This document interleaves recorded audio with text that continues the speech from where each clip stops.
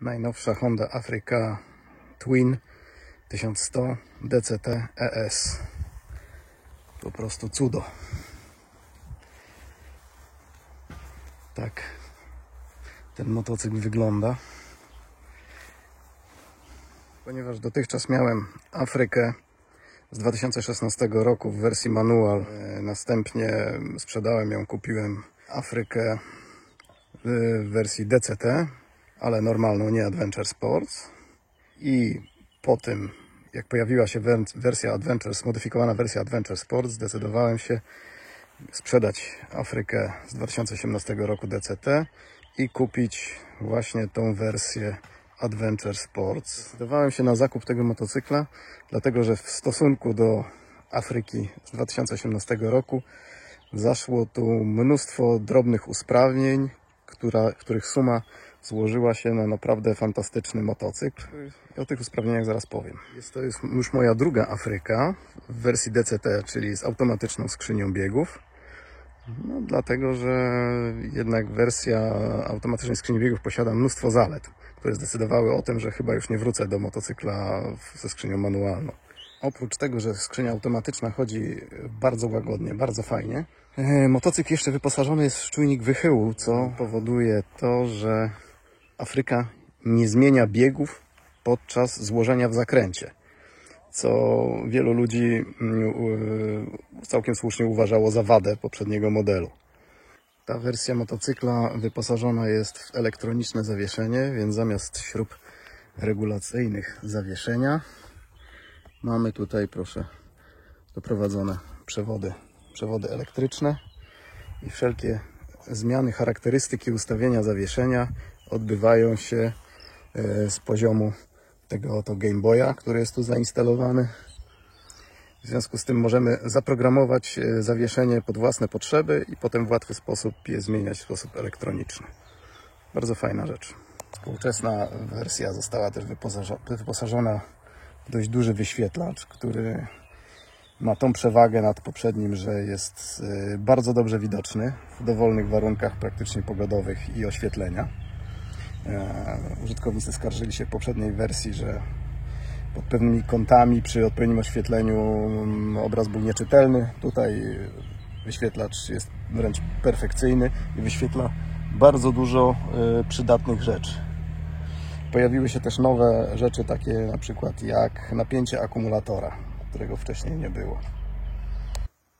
Motocykl został wyposażony w funkcję Apple CarPlay, która to umożliwia podłączenie do motocykla kablem iPhone'a i korzystania z mnóstwa pożytecznego oprogramowania, takiego jak programy nawigacyjne, czy też Janosik, czy inne oprogramowanie, które obsługuje CarPlay, co jest bardzo wygodną funkcją. I wszystko to można obsługiwać podczas jazdy z poziomu tych manetek.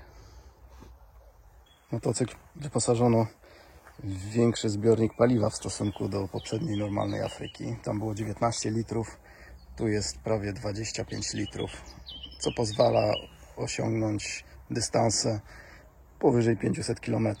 Kolejne drobne usprawnienie to sposób, w jaki przeprowadzamy rozruch silnika. Zamiast przyciskać ten przycisk podczas kręcenia silnikiem, naciskamy go tylko krótko i motocykl sam przeprowadza rozruch.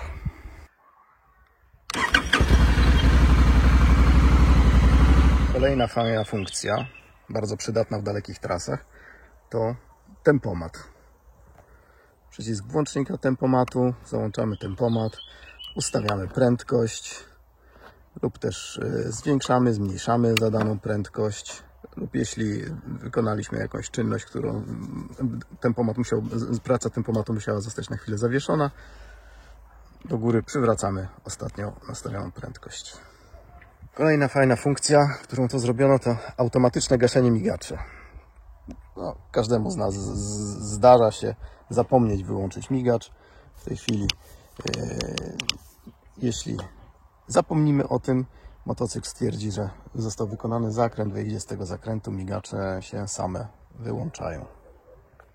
Kolejną rzeczą, którą tutaj ciężko będzie pokazać, to jest włączanie świateł awaryjnych podczas awaryjnego hamowania. W momencie, kiedy motocykl stwierdzi, że nastąpiło awaryjne ostre hamowanie, automatycznie włącza światła awaryjne, aby ostrzec innych kierowców z tyłu, że ostro hamujemy i żeby nie wjechali nam w kufer. Motocykl nareszcie od razu wyposażono w gniazdo do zasilania 12 V oraz tu pod tą pokrywą gniazdo USB, z którego możemy sobie ładować telefon, no jak i przez to gniazdo również podłącza się CarPlay do motocykla. Od razu też ta wersja motocykla wyposażona jest w grzane manetki. Grzane manetki znowu sterowane są z poziomu tego Game Boya. Jednym przyciskiem tu uruchamia się menu wyboru, z jaką mocą grzane manetki mają pracować. W trakcji motocykl został wyposażony w coś takiego jak wheelie control. W 3 stopniach możemy regulować ograniczenie możliwości pójścia na koło tym motocyklem. Motocykl ma też coś takiego jak automatyczne załączanie świateł. Można to włączyć albo wyłączyć. Na czym to polega? Normalnie przy sporym oświetleniu, takiej jak jest dzisiaj, mamy włączone po prostu światła do jazdy dziennej. Ale w momencie, kiedy motocykl wykryje zmierzch, włączają się światła mijania. W momencie, kiedy światło znowu powróci do normy, motocykl sam przechodzi na oświetlenie dzienne. I następna rzecz. Nareszcie świecą 2 reflektory jednocześnie.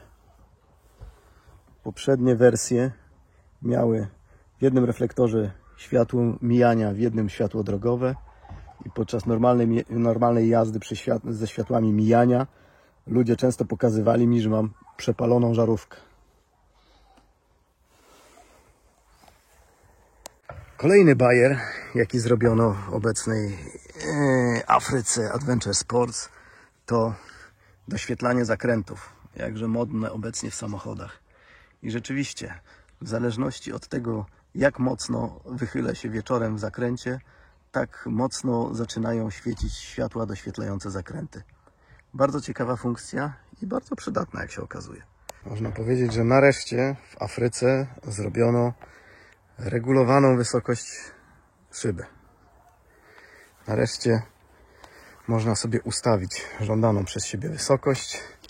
Niestety, można powiedzieć, trzeba to robić 2 rękami. Mechanizm, chociaż jak widać zrobiłem to 1 ręką, ale mechanizm jest tak skonstruowany, żeby użyć do tego 2 rąk. Następna rzecz. Radzę sobie dokupić, jest to dodatkowe akcesorium, ale radzę sobie dokupić centralną podstawkę. To umożliwia łatwiejsze serwisowanie łańcucha, tudzież naprawę koła. O tym też nikt nie mówi, ale ta centralna podstawka obecnie w Hondzie jest wykonana dużo lepiej niż poprzedniej. Motocykl jest o wiele łatwiej postawić na tą podstawkę centralną. Opony w poprzedniej mojej Afryce były Bridgestone Batlaxy, które wyglądały na opony bardziej szosowe.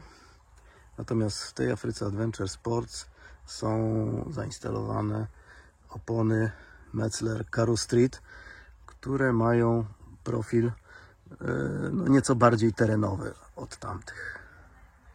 Poważną zaletą obecnej Afryki Adventure Sports jest to, że nareszcie są tu opony bezdętkowe.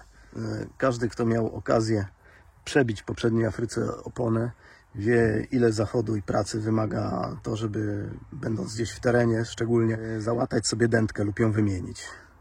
Tutaj sprawa się upraszcza, można użyć zestawu do kołkowania opon i można oponę w wielu przypadkach naprawić, nawet nie zdejmując jej.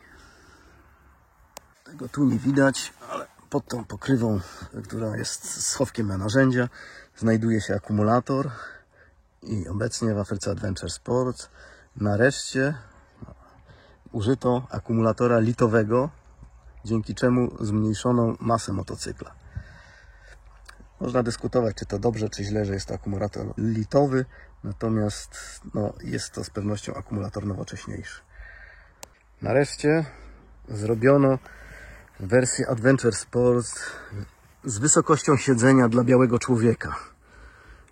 Ja, mając 171 cm wzrostu, no co prawda dokupiłem sobie obniżone siedzenie, które tutaj jest, ale wreszcie swobodnie mogę dosiadać Afryki Adventure Sports, co w poprzedniej wersji Adventure Sports było po prostu niemożliwe z racji jej wysokości. Zmianie uległa również rama motocykla. W tej chwili nie jest ona monolitem, tylko składa się z dwóch części. Część, która teoretycznie może najczęściej ulec uszkodzeniu, jest w tej chwili w sposób rozłączny połączona z motocyklem. Także możemy wymienić tylko kawałek ramy, a nie naprawiać całej ramy lub wymieniać całą ramę w motocyklu. Również w tej wersji motocykla zastosowano w końcu wahacz wykonany z aluminium, który, no trudno powiedzieć, czy jest lepszy czy gorszy, prawdopodobnie jest lżejszy od poprzedniego. Drobiazg, który ulepszono w Afryce. Poprzednio, aby odkręcić koła, trzeba było użyć dwóch kluczy, których na wyposażeniu Afryki zresztą nie było, nie wiedzieć czemu. Obecnie nadal Afryka na wyposażeniu nie ma kluczy do odkręcania tylnego koła, ale zamiast mieć dwa klucze, możemy mieć tylko jeden klucz, ponieważ tutaj nie ma już za co chwycić tej śruby. Jest ona tak zrobiona, że się sama blokuje. Pozostaje nam posiadanie tylko tego klucza w rozmiarze 27. No i wreszcie sam silnik. Zmieniono charakterystykę silnika, zwiększono jego pojemność. Teraz silnik jest 1100. No i muszę powiedzieć, że w stosunku do poprzedniej wersji to jest naprawdę dynamit. Wspaniale się tym jedzie.